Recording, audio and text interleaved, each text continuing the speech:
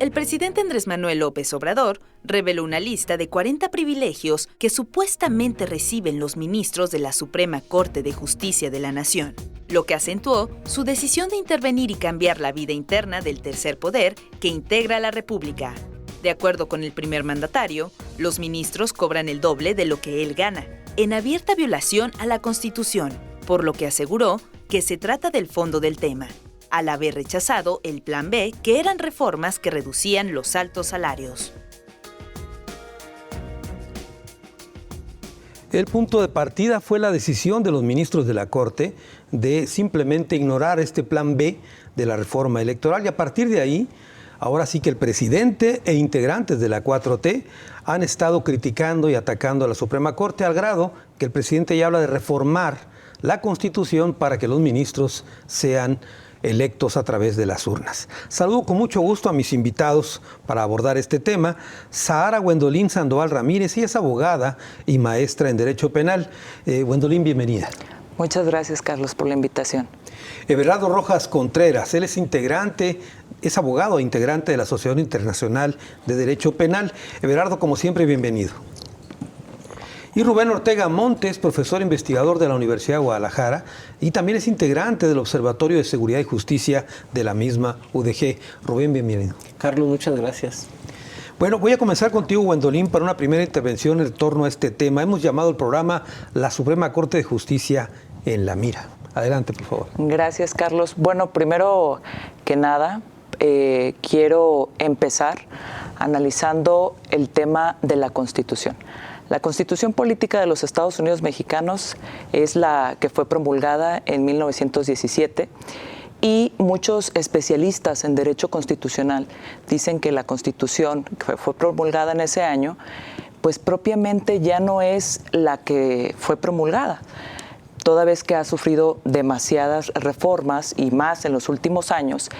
Y creo que sí es importante que analicemos este tema, porque la Constitución se divide en dos partes. Del artículo 1 al 24 está la parte dogmática, que habla de los derechos y las obligaciones que tenemos como personas y como ciudadanos. Y la segunda parte, que es del artículo 25 al 136, pues nos habla de la parte orgánica de la Constitución. Ahí nos refiere la división de poderes, que es el poder ejecutivo, el legislativo y el judicial. Claro. Los dos primeros se eligen de manera democrática, es decir, nosotros ejercemos nuestro derecho al voto y a través de quien depositamos la confianza es que nosotros tenemos a nuestros diputados, senadores y presidente. Y igual, pues el poder legislativo ya lo mencioné, que de esa manera, de manera democrática, donde depositamos nuestra confianza, es que elegimos a los candidatos. Pero ¿qué pasa con el poder judicial? El poder judicial es meramente elegido por estos dos poderes, es decir, no son poderes independientes. Entonces, creo que sí es un problema toral el que el poder legislativo dependa de dos poderes, que no tenga esa independencia. El Poder Judicial. El Poder Judicial, perdón. El Poder Judicial no tenga esa independencia como realmente debe de ser, que los tres poderes sean totalmente independientes, porque el artículo 96 de la Constitución Política de los Estados Unidos Mexicanos nos refiere de qué manera deben de ser elegidos los ministros. Quiere decir que, según tu primera intervención, si fueran elegidos por las urnas, ¿tendrían esa independencia plena? Para mí sí, sí. Perfecto. La tuviera. Muy bien, ahorita profundizamos sobre el tema. Everardo Rojas, una primera intervención. Atento a lo que comenta la compañera. Nosotros tenemos muchos conflictos porque el sistema democrático es un sistema que no dio resultado. Y hoy por hoy se ha tergiversado el objeto de la democracia con una ineptocracia galopante, que tenemos una manada de burros en el Poder Legislativo y de senadores, y se ha desvirtuado el objetivo social del Poder Legislativo. Y el Poder Ejecutivo está tomando, como siempre lo ha tomado, las poses de dictadorzuelo, de reyesuelo, que pretende tener sometidos a todos. Hoy por hoy, coincido con que dice la compañera, que la elección de los ministros es una elección meramente política, que eso viene a desvirtuar. Pero una cosa muy importante, la Suprema Corte de Justicia, hoy por hoy, se fajó los pantalones y mantuvo su independencia, mantuvo su calidad de poder dentro del sistema federalista y no dejaron que le impusieran a una ministra que se fusiló su tesis, una ministra que se fusiló su tesis de doctorado, una ministra que no tiene vergüenza ni dignidad y se permanece dentro del poder de la Suprema Corte en forma indebida. Este fue el primer punto de partida, que no pudo colocar el Poder Ejecutivo a su ministra. Y el segundo golpe que recibió es el de el plan B. Estamos hablando de un plan B absurdo, ilógico, pero el conflicto no es que la Corte nunca se pronunció sobre la procedencia o improcedencia del plan B desde el punto de constitución. La Corte se pronunció por las faltas de formalidades que tienen los diputados para poder llevar a cabo el proceso legislativo. Vamos a entrar más tarde a analizar eso y el concepto es que la Corte se pronunció por faltas de forma, ni siquiera entró al fondo. No entró al fondo del asunto. No entró al fondo. Esto quiere decir que estamos entre una total ineptocracia y estamos al borde de la oclocracia. La oclocracia es el poder de la chusma, el gobierno de la chusma. Ahorita me platicas eso de la chusma. Rubén Ortega, una primera intervención. Gracias, Carlos. Bueno, en este momento está viviendo el país y sobre todo la cultura jurídica un parteaguas. Por primera vez, o una de las primeras veces, el Poder Judicial mantiene su autonomía y su independencia en dos momentos que ya los dijo Everardo. Y que eso demuestra que como están las reglas, se puede trabajar. Tengamos en cuenta que 4 de los ministros fueron nombrados por Andrés Manuel, a propuesta de Andrés Manuel. 2 de ninguna manera han seguido sus caprichos. El propio presidente Saldívar, mientras estuvo al frente, no tuvo problemas la Corte, y la Corte era aplaudida desde Palacio. Sin embargo, hoy que ya no tiene a Saldívar al frente y como titular, y tiene a una mujer, la ministra Piña, que ha sido reconocida por más de 1,200 juezas y jueces internacionales y que ha recibido un premio por su trabajo. Hoy se demuestra que las reglas para elegir a los ministros son las adecuadas. Pongamos en un futuro, ¿quién va a proponer a los ministros? ¿Los partidos? Entonces vamos a volver de una forma más abierta a los cuates y cuotas, o los va a proponer la delincuencia organizada y ellos son los que van a pagar sus campañas y ellos van a ser los que van a ser obligados. En el caso de que fueran para elección popular. Para elección popular. Entonces yo por eso de ninguna manera coincido con esa propuesta aberrante, con esa propuesta populista de Andrés Manuel López Obrador, que al igual que la mayoría de sus propuestas, la mayoría de sus engaños, están llevando en estas cortinas de humo como lo de la rifa del avión. Muy bien. A ver, entonces, Gwendolyn dice que la independencia podría alcanzarse si son elegidos por las urnas. Tú dices que no, que la independencia ya está. Muy bien. Vamos a entrar ya al fondo del tema, Gwendolyn. A ver, el presidente también dio a conocer una serie de privilegios. Así que es. Él habla de que reciben los ministros de la Corte, habla de sueldos elevados, una serie de canonjías increíbles. ¿Qué opinas tú al respecto? Pues qué curioso que dentro de los países más democráticos están entre los 10 primeros países, según la revista El Economista en su última investigación. Está Nueva Zelanda, está Finlandia y está Suecia. Y México, pues obviamente dentro de los 10 países más democráticos, pues no aparecemos ni nuestras luces, ¿no? Creo que ni a los 30 primeros. Pero caso curioso, en donde se pagan mejores a los ministros, sí estamos dentro de los primeros 10 países que mejor pagan a sus ministros. Incluyendo los más democráticos. Sí, o sea, incluyendo los más democráticos. Obviamente, los países democráticos eligen a sus ministros, a sus jueces y a sus magistrados a través de el voto. Es decir, la ciudadanía ejerce su derecho al voto y es como los elige. Pero México no. México le da ese poder al presidente, a la Cámara de Senadores, para que elija a sus ministros. De hecho, la iniciativa, Carlos, que presentó el presidente del Senado, que es Alejandro Armenta, refiere que esto es para darle primero independencia al Poder Legislativo, pero al Poder Judicial. Al Poder Judicial, perdón. Sí. Para darle esa independencia al Poder Judicial y que también se responsabilice. Porque tenemos aquí claro en la mesa que los ministros duran 15 años en su ejercicio. Es decir, que tenemos ministros actualmente que fueron designados por partidos políticos, porque los senadores vienen y pertenecen a partidos políticos, el presidente de la República pertenece a un partido político, y quiere decir que tenemos ministros que fueron elegidos por partidos políticos que ya no nos gobiernan.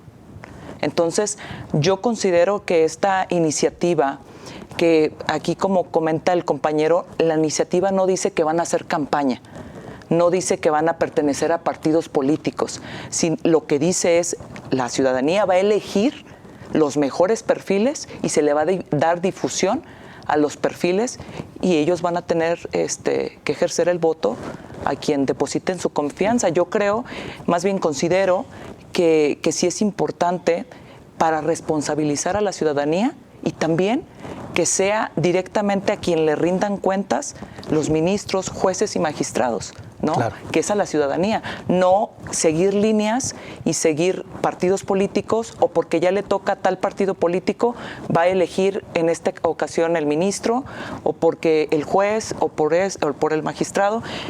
Creo que a nosotros que nos toca litigar, lo digo en mi caso particular, vemos de antemano que cuando llega un asunto a la materia penal, que es una de las materias más importantes para la ciudadanía, sabemos perfectamente cómo va a ir la suerte de ese asunto. ¿Por qué? Por quien nos gobierna y por el juez que va a resolver. Muy bien. Tengo que hacer una primera pausa, regreso con más del tema. Vuelvo contigo, Everardo, para que nos hables del gobierno de la chusma.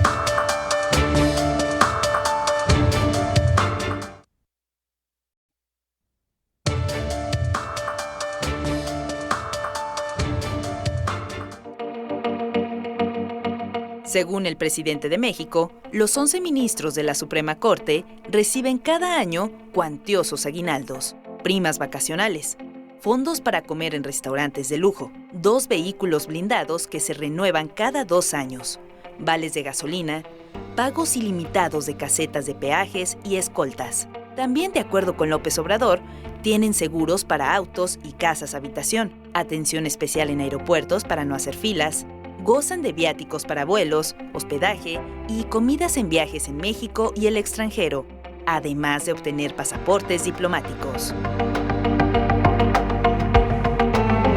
La Suprema Corte de Justicia de la Nación en la mira es el tema que abordamos en esta ocasión aquí en Ruta 44. Everardo Rojas, antes de que nos platiques del gobierno de la chusma, ¿qué opinas de esto que dice el presidente? Esos privilegios, 40, él denunció que reciben los ministros de la Corte. Es algo que es tradicional desde lo que se creó la Suprema Corte de Justicia de la Nación.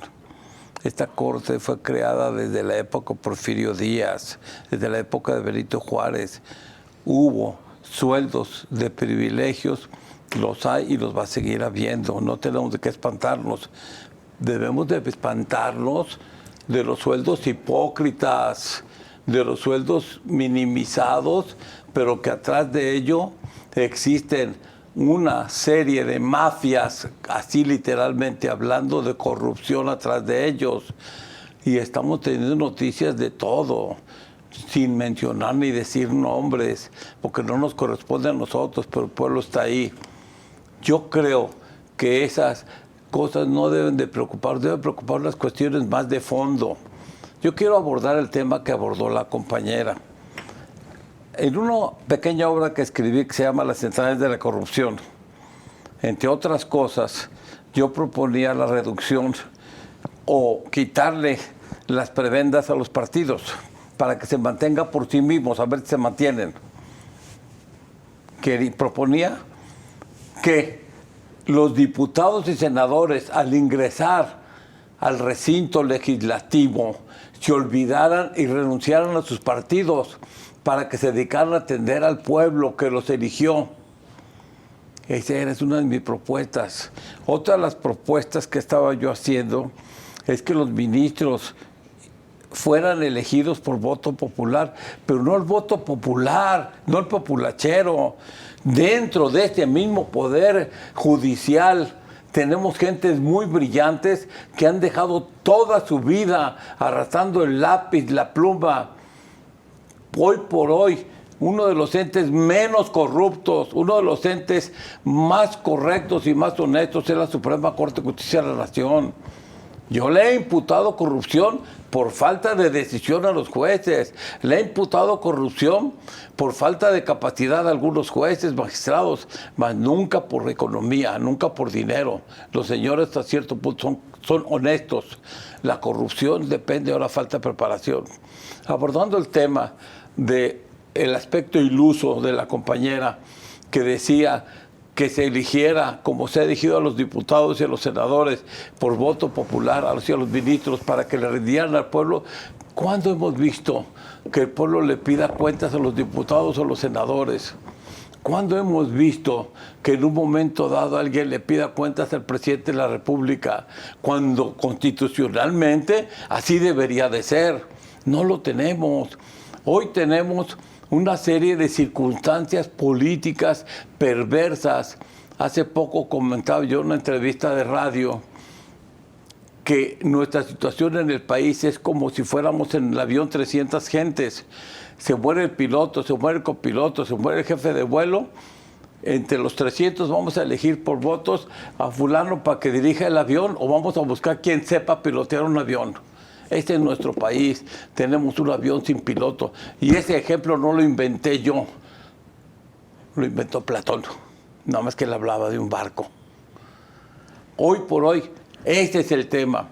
Estamos en manos de diputados que criticábamos a los del PRI porque levantaban la mano, pero cuando no tenían dignidad. Hoy no lo hay. Hoy los diputados y senadores reciben una propuesta de ley y a las 24 horas la están aprobando cuando ni siquiera tuvieron tiempo de leerla.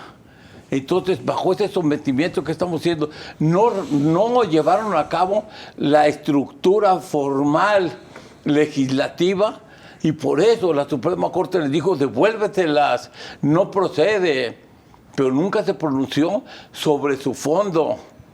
Entonces, hablábamos de la ineptocracia. ¿Qué es la ineptocracia?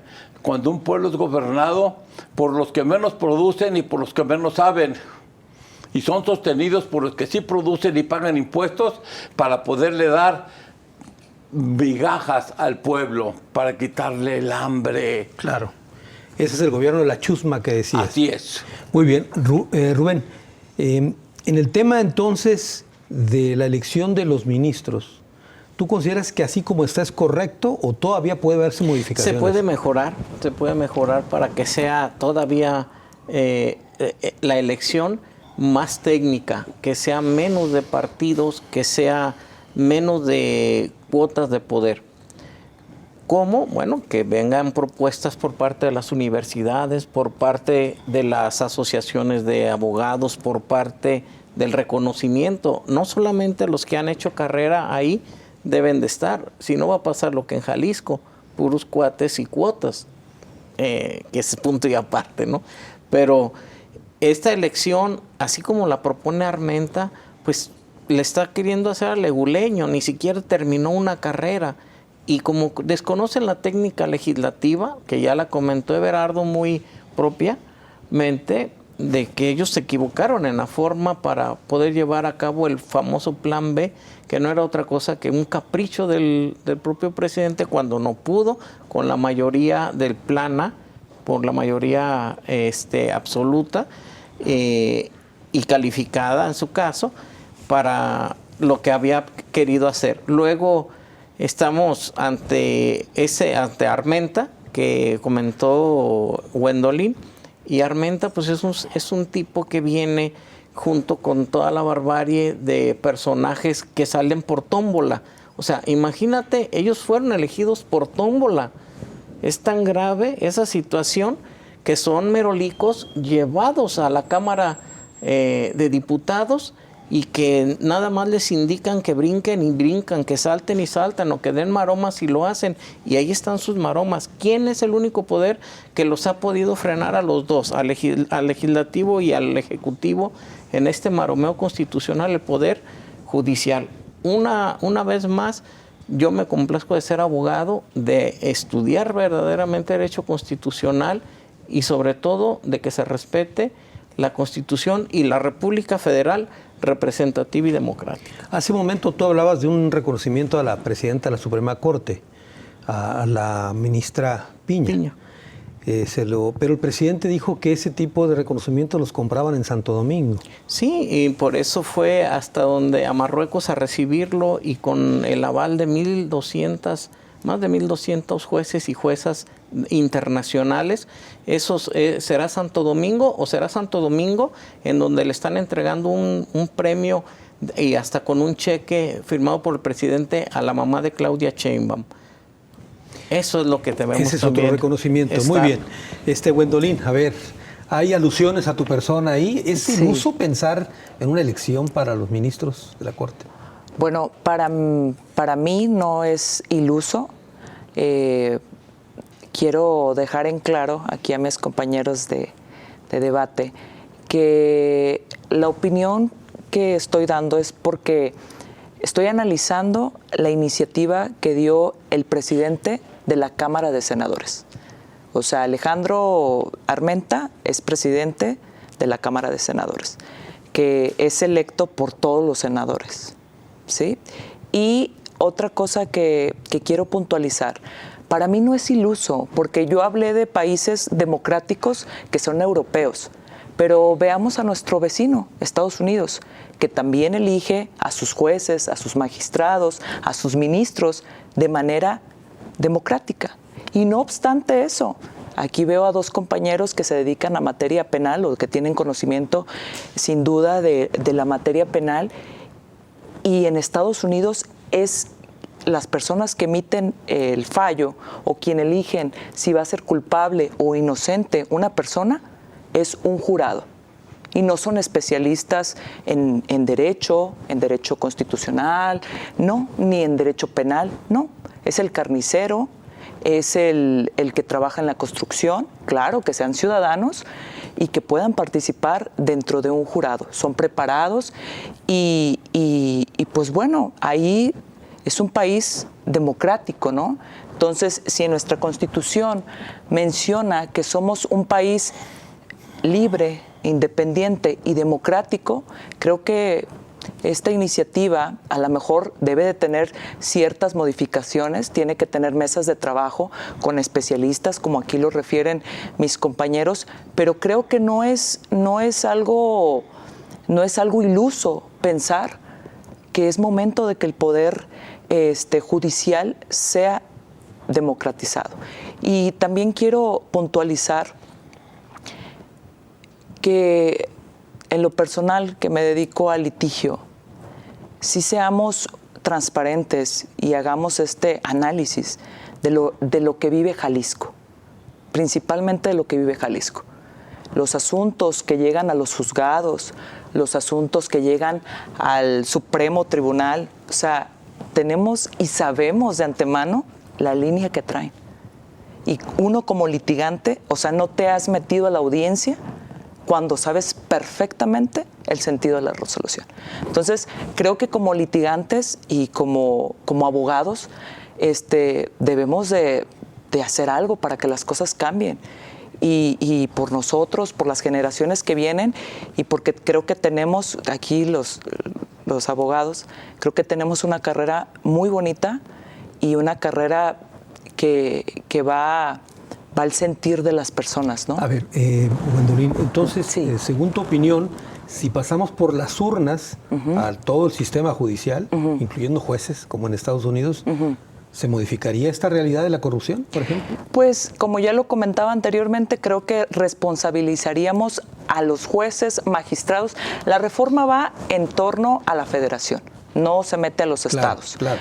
Pero creo que responsabilizaría a las personas e involucraría a que cada uno participe en este ejercicio electoral, porque hay muchas personas que no participan en presidentes, en senadores, en diputados, pero que sí les interesa su administración de justicia y prefieren apostarle cuando sea senador, entonces sí le apuesto para que pongas a la persona que yo quiero que me administre mi justicia. Y ahí para mí no tiene una independencia el poder judicial, y me parece gravemente ese punto y no iluso como comenta aquí mi compañero. Bueno, muy bien, tengo que hacer una pausa, regreso con más del tema.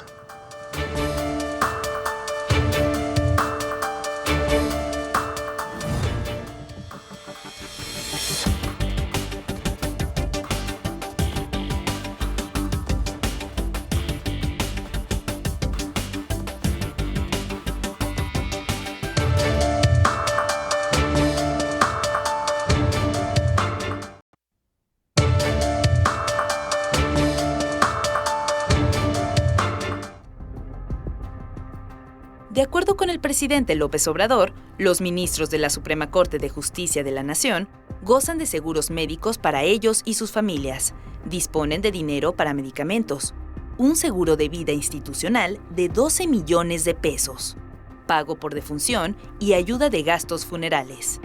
También señala el presidente que los ministros se jubilan con el mismo sueldo, tienen derecho a un haber de retiro, se quedan con los vehículos que utilizaban y 2 personas asignadas para atenderlos ya jubilados. La Suprema Corte de Justicia de la Nación en la mira, el tema que tocamos en esta ocasión en Ruta 44, son algunas de las denuncias que hizo el propio presidente en torno a los ministros de la Corte a raíz de que no aprobaron estas reformas del llamado Plan B. Everardo Rojas Contreras, ¿hay un poder independiente en los ministros? A ver, vamos tocando el tema de la compañera. Yo vuelvo a reiterar que estoy de acuerdo que sea por una elección.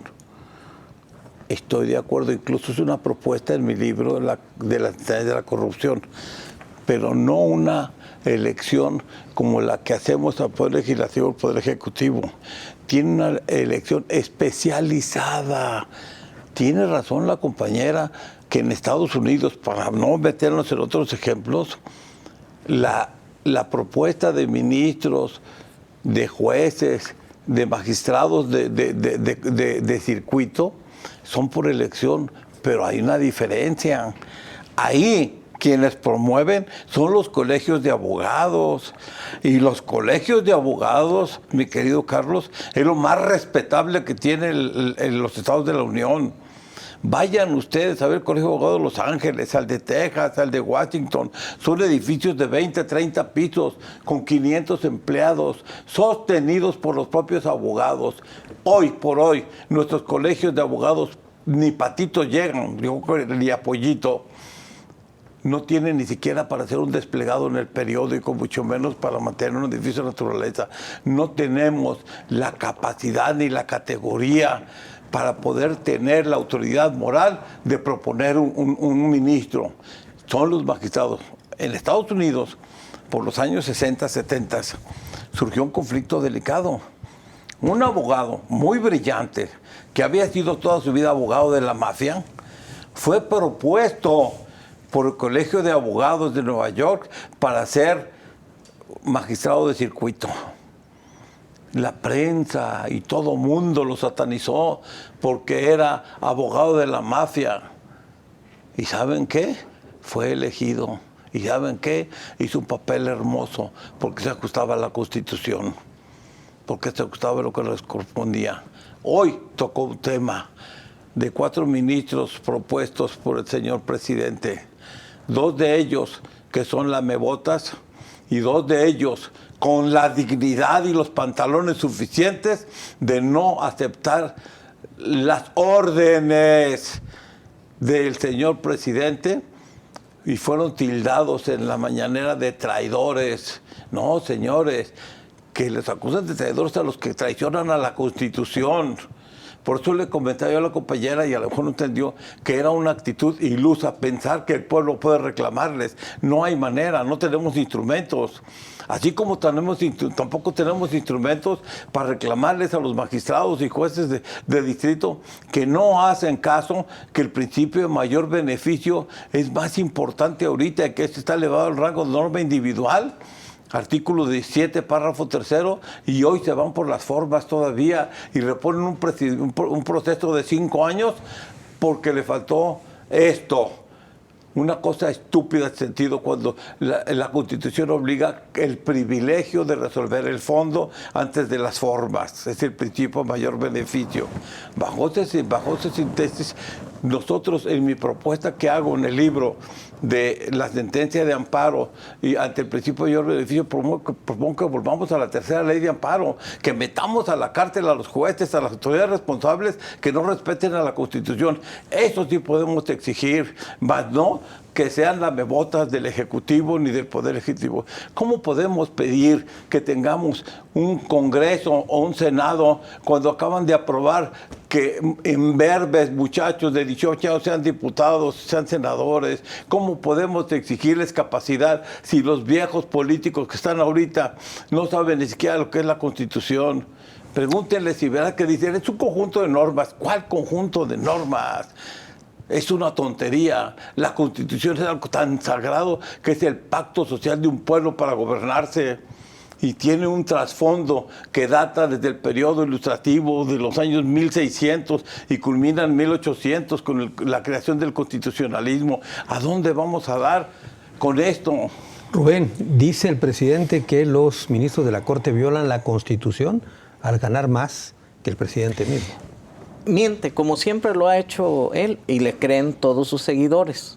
Y te digo por qué mienten, Carlos. Él propuso el sueldo para él ganar como presidente, pero la ley en la propia Constitución dice que no puede ser retroactiva en perjuicio de persona alguna. Entonces engaña, como siempre suele hacerlo, a los bobos los engaña. Y con que él diga que los ministros son lo peor del mundo porque andan en vehículos blindados, lo van a hacer, y sus hijos no, si ni siquiera son funcionarios. Ese es nada más para decir. A ver, entonces, ¿ganan el doble? Sí ganan el doble, sí, pero sí ganan más que el presidente. La ley no puede ser retroactiva. No puede ser retroactiva. A ver, ahí está la que entró al INAI, dijo, llegó, me rebajó el salario. Ah, bueno, es una cuestión de decisión ya muy propia.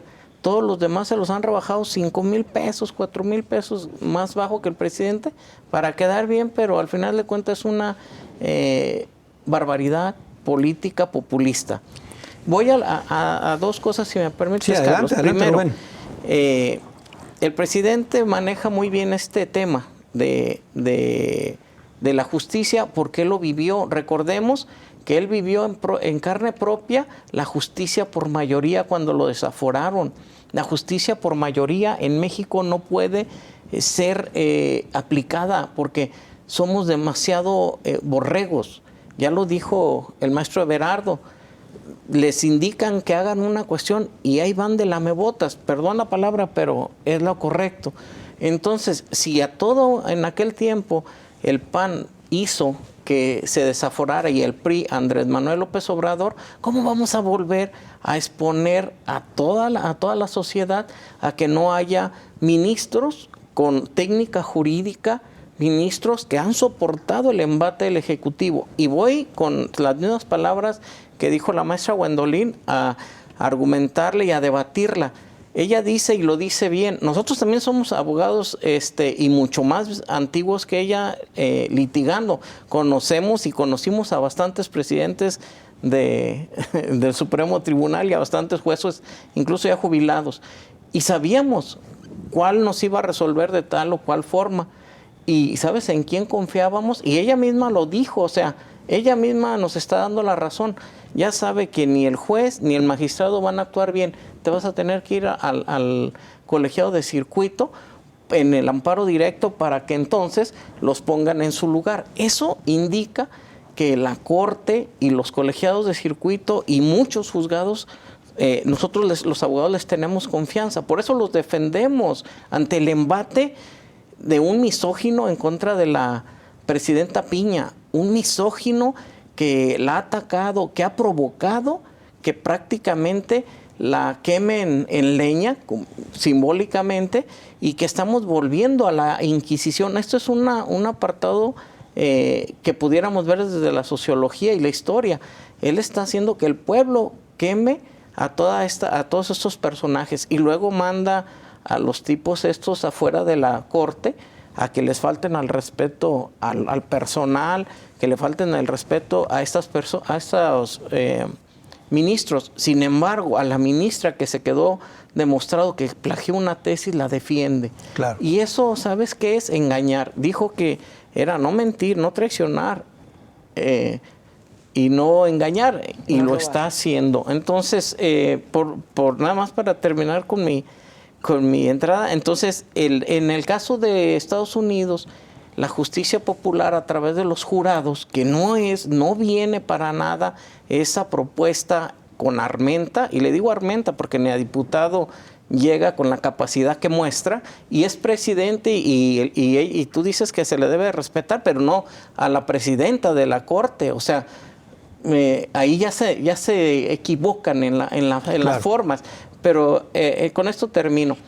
En Estados Unidos traen esa tradición de la justicia popular.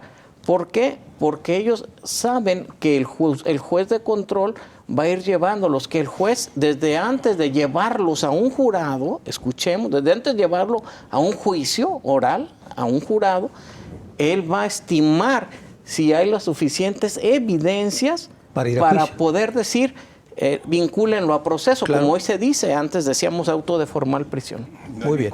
A ver, Gwendolyn, muchos aspectos que ya escuchaste. A ver, ¿quieres comenzar por alguno? A ver. Sí, primero que nada, quisiera comenzar en que no es que yo defienda al no diputado, sino senador, que es presidente y que es el quien mandó la iniciativa, y que tratemos de manera misógina a las ministras o que incluso les faltemos al respeto. Claro que no, yo estoy en contra de toda agresión y toda falta de respeto a nuestras autoridades, ¿no?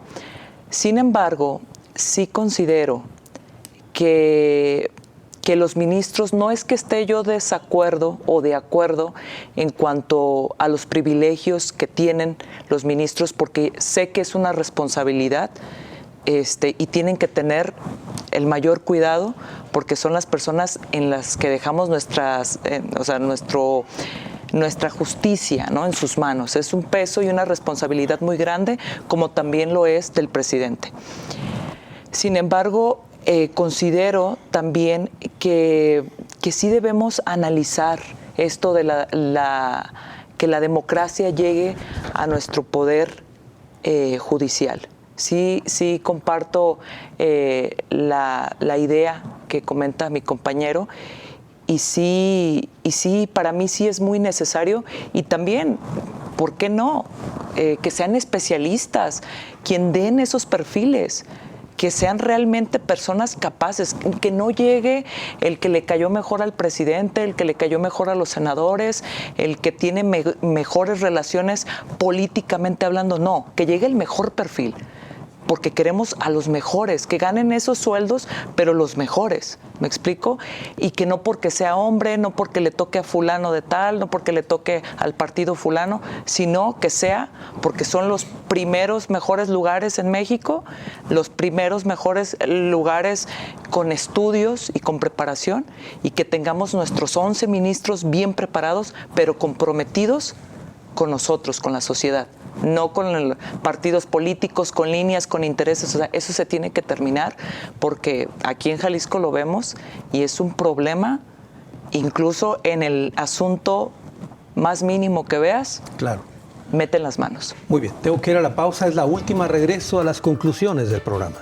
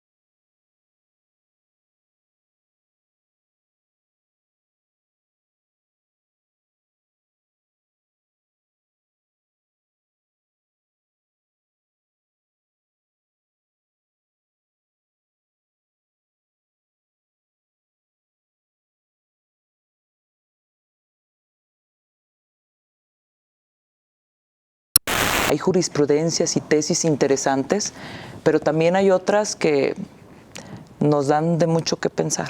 Entonces, yo considero que deben de llegar los mejores ministros a la Suprema Corte porque se me hace una responsabilidad muy grande.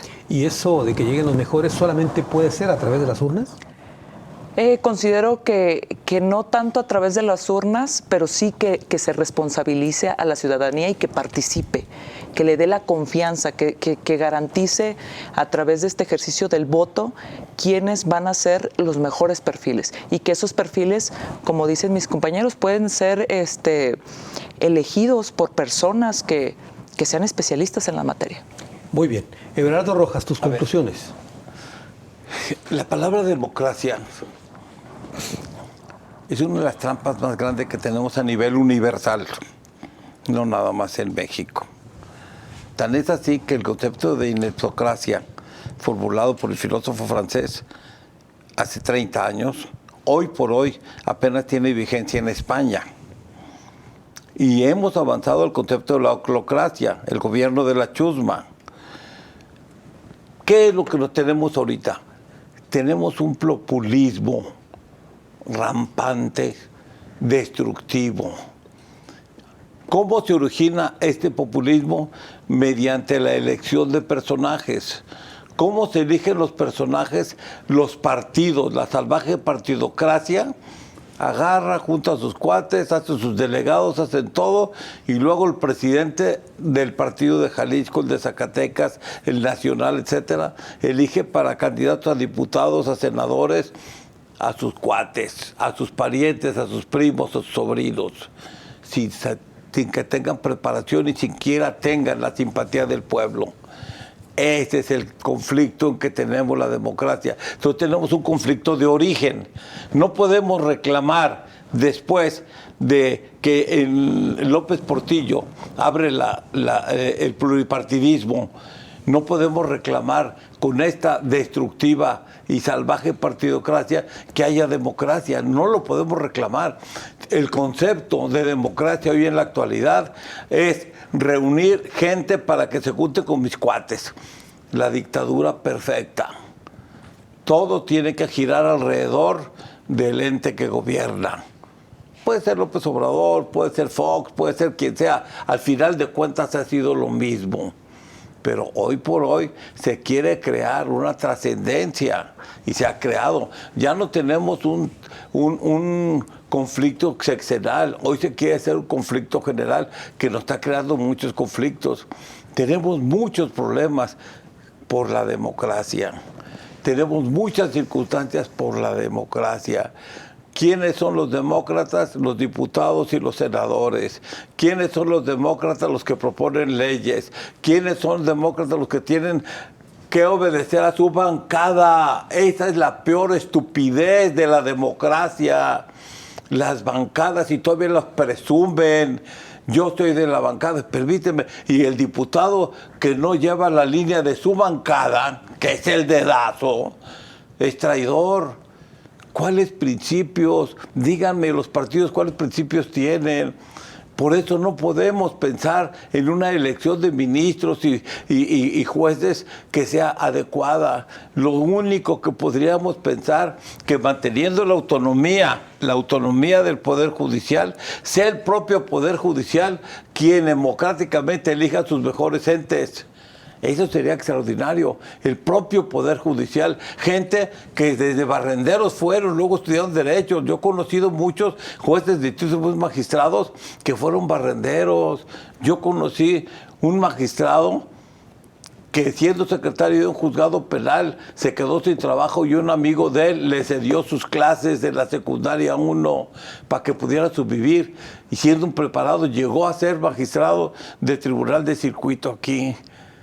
Esta es la gente valiosa, es lo que necesitamos. Ese concepto a lo que yo me refería de elección, pero la elección gente propuesta. No tenemos colegios de abogados dignos, no tenemos colegios de abogados de representatividad. Todos los colegios de abogados se eligen para buscar chamba. Muy bien. Rubén, tus conclusiones. Gracias, Carlos. Concluyo con algunos temas de mis compañeros y luego el mío. Tiene toda la razón el maestro Everardo, y yo lo he dicho públicamente, los colegios y barras de abogado en Jalisco sirven solamente para hacer comidas y reconocimientos a los cumpleaños de los fiscales y los jueces, y esto solamente lleva a que haya complicidad y que la corrupción siga entre pequeñas mafias en los distintos distritos judiciales. Antes se llamaban de otra forma. En cuanto a la democracia, México está diseñado para que una minoría mayoritaria tome las decisiones.